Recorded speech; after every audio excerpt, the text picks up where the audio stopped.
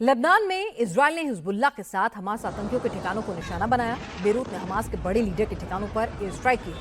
हमले वाली जगह पर आपको बता दें कि बहुत ज़्यादा ऊंची ऊंची आग की लपटें दिखी और जिस तरह से सिविलियंस जो हैं उस मलबे में दब गए, वो भी तस्वीरें हम आपको दिखाएंगे कि लोग किस तरह से डरे हुए थे।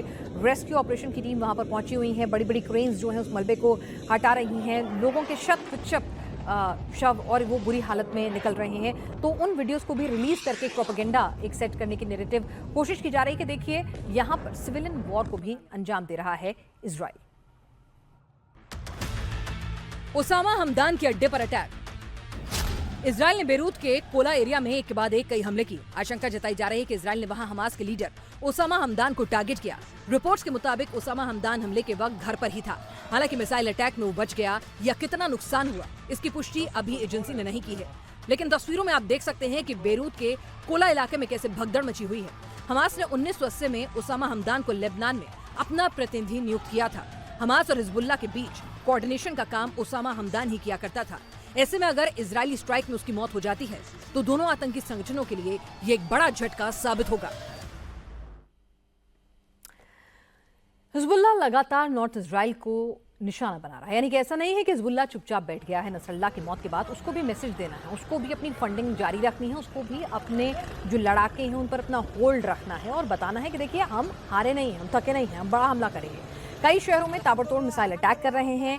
बाकायदा हिजबुल्लाह की तरफ से भी प्रोपेगेंडा वीडियो जो हैं वो जारी किए जा रहे हैं कि हम भी हमला करेंगे।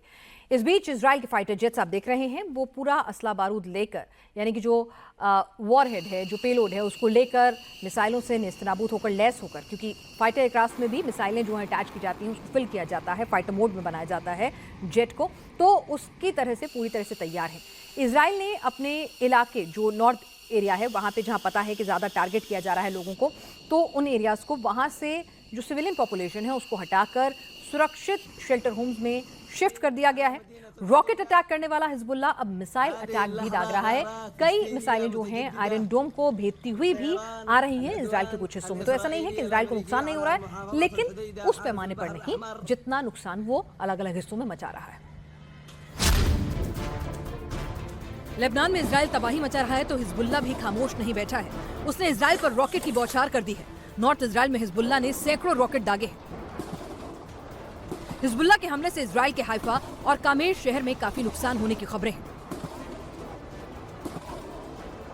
इजराइल का दावा है कि हिजबुल्लाह ने इजराइल के कई शहरों को टारगेट कर बैलिस्टिक मिसाइल भी दागी हैं। इजराइल के हाइफा, कारमेल, नहारिया और अकरे जैसे इलाकों को हिजबुल्लाह ने जानबूझकर टारगेट किया है। रिपोर्ट्स के मुताबिक करीब 10 लाख लोगों पर इसका असर भी पड़ा है। कई सेटलर्स कॉलोनियों को इजराइल ने खाली करा लिया है और वहां से लोगों को सुरक्षित ठिकानों पर भेजा जा रहा है, क्योंकि आगे जंग और तेज होने के आसार हैं।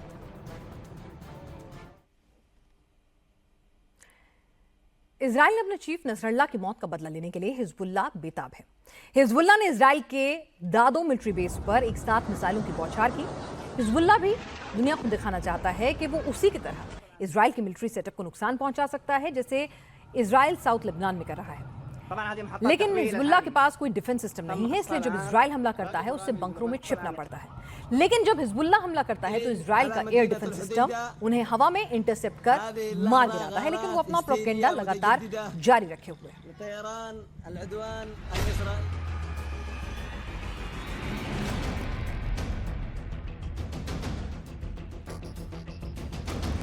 रिपोर्ट्स के मुताबिक लेबनान में जिस तरह से हिजबुल्लाह के अड्डों पर इजराइल ने कहर बरपाया है, उसका बदला लेने के लिए हिजबुल्लाह ने इजराइल के दादो मिलिट्री बेस को निशाना बनाया।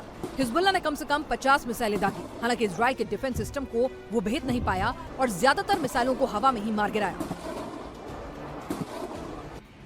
आपको बता दें कि इजराइल का दादो मिलिट्री बेस लेबनान की साउथ सीमा से सिर्फ 29 किलोमीटर दूर है।